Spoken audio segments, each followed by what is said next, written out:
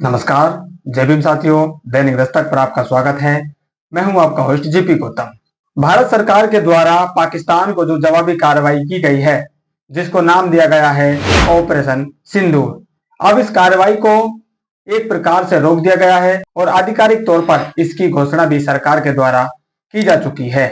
लेकिन जैसे ही इस सीज फायर की घोषणा होती है, जो पूरा देश है वो सवालों की बाढ़ भारत सरकार पर ला देता है।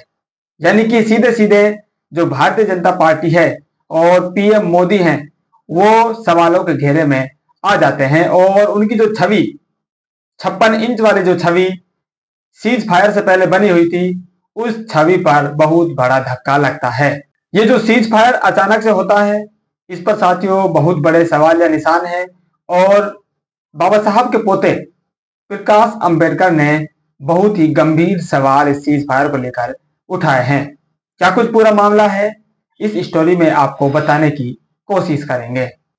मामला शुरू होता है पहलगाम आतंकी हमले से, जहां पर पाकिस्तान समर्थित कुछ आतंकवादी चुन चुनकर भारत के जो नागरिक हैं उनको गोलियों से भून देते हैं, जिसका विरोध करने के लिए या कहें कि आतंक का जवाब देने के लिए भारत सरकार के द्वारा ऑपरेशन सिंदूर लॉन्च किया जाता है, जिसके तहत जवाबी कार्रवाई की जाती है, ड्रोन हमले किए जाते हैं और भी जो भी सैन्य कार्रवाई है वो भारत सरकार के द्वारा की जाती है। 4-5 दिन तक यह ऑपरेशन चलता है और भारत सरकार को इसमें कामयाबी मिलती हुई नजर आती है। लेकिन इस बीच एक गेम होता है और पाकिस्तान फंड मांगने चला जाता है और उसको ये जो फंड है 1 बिलियन मिल भी जाता है।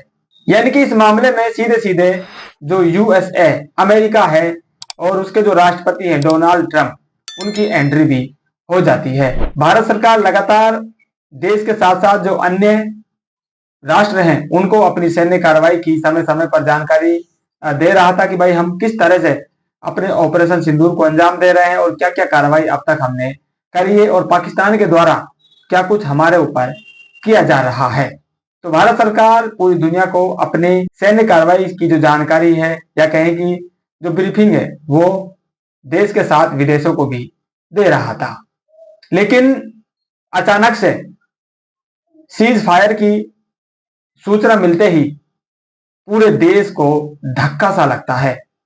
ये क्या फैसला सरकार ने ले लिया, वो खुद को ठगा सा महसूस करने लग जाता है और बेइज्जत जैसे सवाल, नाक कटने जैसे सवाल, बहुत क्या साथियों आपको बता भी नहीं सकते। इस तरह की जो भाषा है, वीडियोज हैं, ग्राफिक्स हैं, मीम्स हैं, वो भारत सरकार के इस फैसले के ऊपर आने लगती है और जिस फैसले से भारत सरकार की छवि में 4 चांद लग रहे थे, फैसले पर पलट जाने के बाद वो 4 चांद सीधे उसको जमीन पर गाड़ देते हैं।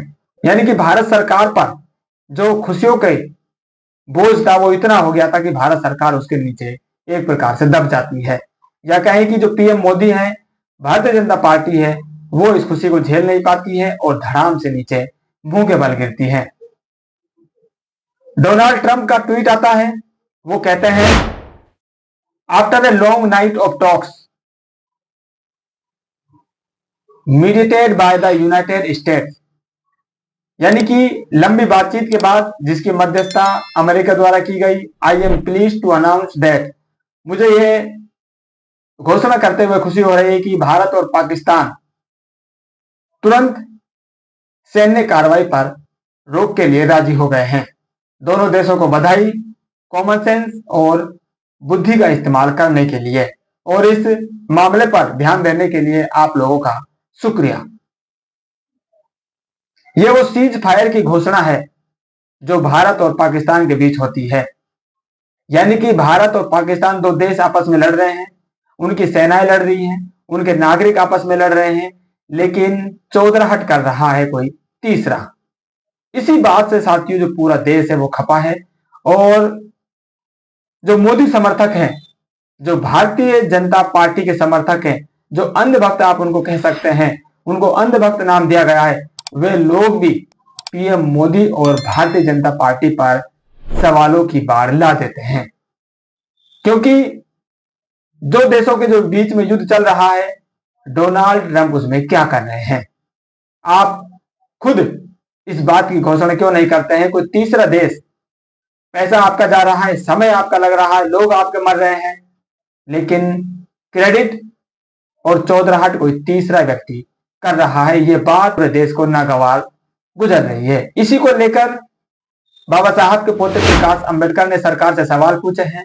उनके सवाल साथी बड़े बाजी में, बड़े ध्यान से आप उनको सुनिए। क्या युद्ध विराम भारत की शर्तों पर हुआ या अमेरिका की शर्तों पर? प्रधानमंत्री और विदेश मंत्री जी जवाब दें। अमेरिकी राष्ट्रपति डोनाल्ड ट्रंप का दिया हुआ बयान हमारे राष्ट्र और विदेश नीति के प्रति अपमानजनक है।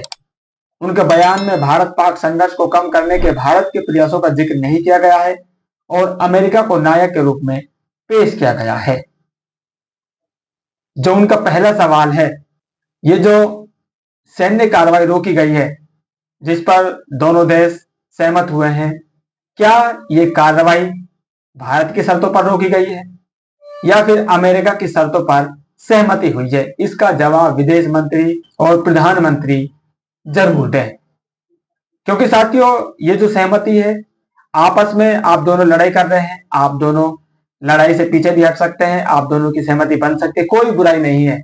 लेकिन जब तीसरा व्यक्ति इस चौधराहट को कर रहा है, इससे पूरे देश में साथियों धक्का लग रहा है और इसी को लेकर बड़े सवाल पूछे जा रहे हैं। इस फैसले के बाद ही एक और घटना होती है, विपक्ष को बड़ा मुद्दा मिल जाता है और कांग्रेस पार्टी से जो पूर्व प्रधानमंत्री इंदिरा गांधी जी, वो ऑटोमेटिकली सोशल मीडिया पर ट्रेंड करने लग जाती हैं, क्योंकि 1971 में जो बांग्लादेश आजाद हुआ, या कहें कि बांग्लादेश को पाकिस्तान से अलग कर दिया गया और नया देश बना दिया गया, उस फैसले की प्रशंसा करते हुए इंदिरा गांधी को आयरन लेडी के रूप में प्रस्तुत किया जाता है और सोशल मीडिया पर वो अचानक से ट्रेंड करने लग जाती है।